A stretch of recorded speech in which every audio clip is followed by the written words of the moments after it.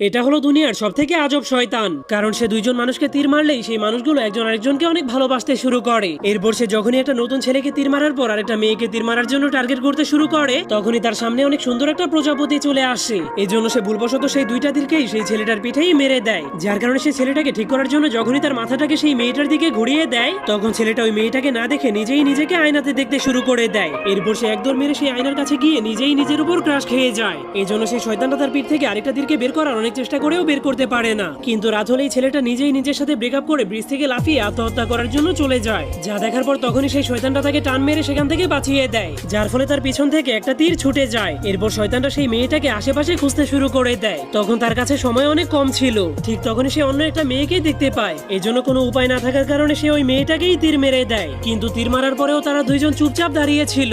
এই জন্য শয়তানটা বুদ্ধি খাটিয়ে সেই পুরনো মেয়েটার চেহারার জায়গাতে এই নতুন মেয়েটার চেহারা এঁকে দেয়, যার ফলে শয়তানটার ম্যাজিক